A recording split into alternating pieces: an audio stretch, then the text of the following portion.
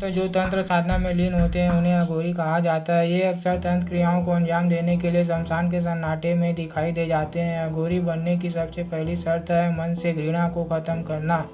जिन चीज़ों से मनुष्य जाति घृणा करते हैं उन्हें अघोरी अपनाते हैं। अघोरी वही बन सकता है जो सांसारिक मोह माया से ऊपर उठ चुका है। जहाँ एक आम व्यक्ति शमशान से दूरी बनाए रखता है, वहीं अघोरी शमशान में ही वास करना पसंद करते हैं। अघोर पंथ में शमशान साधना का विशेष महत्व माना गया है। साथ ही यह भी माना गया है कि शमशान में की गई साधना का फल शीघ्र ही प्राप्त होता है। मुख्य अघोरी तीर्थ स्थल वाराणसी के रविंद्रपुरी में किनारा राम का आश्रम है। इस स्थान का पूरा नाम बाबा किनारा राम स्थल क्रीम कुंड है। यहाँ किनारा राम को एक समाधि में दफनाया गया है, जो अघोरियों और अघोरी भक्तों के लिए तीर्थ स्थल का केंद्र है। जानकारों के अनुसार असली अघोरी कभी आम दुनिया में सक्रिय भूमिका नहीं रखते, वो केवल अपनी साधना में ही व्यस्त रहते हैं। अघोरियों की पहचान ही यही है कि वो किसी से कुछ मांगते नहीं हैं। अघोर संप्रदाय के साधक समदृष्टि के लिए नरमुंडों की माला को पहनते हैं और नरमुंडों को पात्र के तौर पर लेते हैं। अघोरी 3 तरह की साधनाओं से 6 तरीके की शक्तियाँ प्राप्त करते हैं और इन शक्तियों के जरिए उन्हें 6 सिद्धियाँ मिलती हैं। शक्तिशाली सिद्धियों को पाने के बाद भी ये अघोरी बेहद सरल और मन के साफ होते हैं।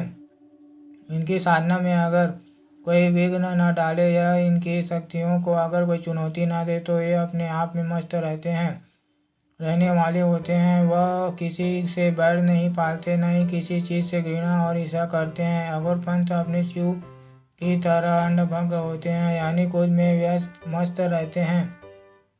आज आपको उनकी उन शक्तियों के बारे में बताएंगे जो इन्हें कई तरह की सिद्धियों में लच करती है। किस शक्ति से इन्हें कौन सी सिद्धि मिलती है, चलिए अघोरी श्रृंखला की आखिरी कड़ी में इसे जानते हैं।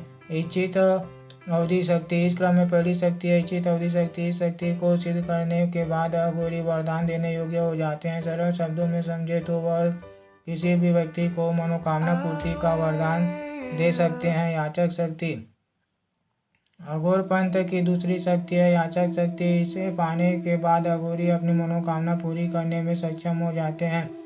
इस शक्ति के माध्यम से अघोरी जो चीज़ चाहे वो पा सकते हैं। श्रवण शक्ति। अघोर पंथ की तीसरी शक्ति श्रवण शक्ति है। इसे प्राप्त करते ही अघोरी सबसे सूक्ष्म और गुप्त श्रोता बन जाता है। इस शक्ति के माध्यम से वह देवलोक तक संपर्क कर सकते हैं। क्रिया शक्ति। इस क्रम में चौथी शक्ति क्रिया शक्ति। गुरु दीक्षा प्राप्त हुआ मंत्र जब अघोरी सिद्ध कर लेते हैं तो उन्हें निरंतर क्रियारत करने की क्षमता और चेतना भी प्राप्त होती है। प्रवेश अवधि शक्ति। अघोर पंथ में 5वीं शक्ति है अवधि। इस शक्ति को प्राप्त करना मुश्किल होता है।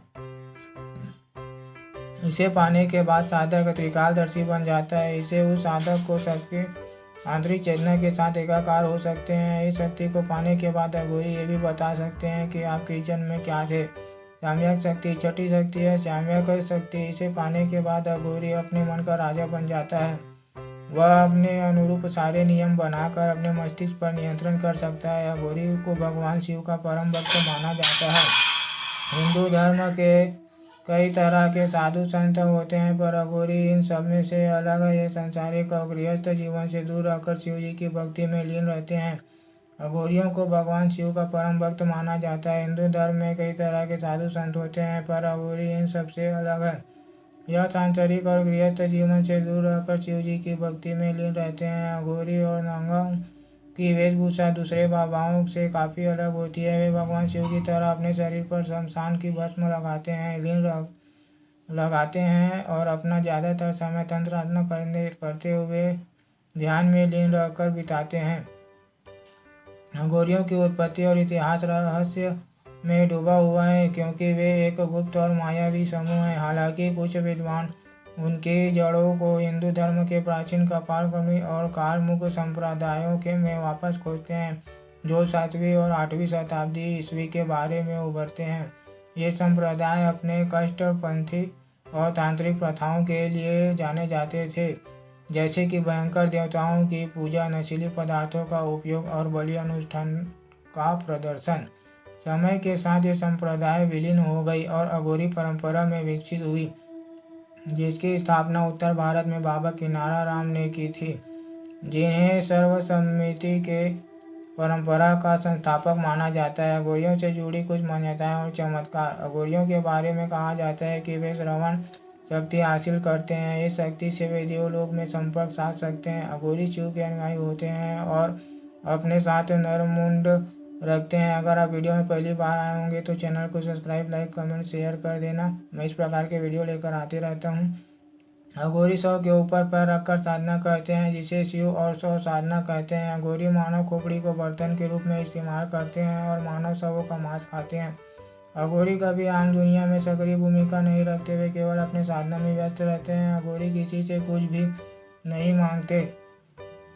अघोरी संप्रदाय के साधक समृद्धि के लिए नरमुंडों की माला पहनते हैं। अघोरी की मौत के बाद उसका अंतिम संस्कार नहीं किया जाता, बल्कि उसकी लाश को गंगा में बहा दिया जाता है। अघोरी बाबा सबसे ज़्यादा वाराणसी में रहते हैं। वाराणसी को भारत का सबसे प्रमुख अघोरी स्थान माना जाता है। वाराणसी में रविंद्रपुरी में बाबा किनारा राम का आश्रम है। इस आश्रम का पूरा नाम बाबा किनारा राम स्थल क्रीमकुंड है। अघोरी के कुछ और प्रमुख तीर्थ स्थल है गुजरात और जूनागढ़ का गिरनारा पर्वत।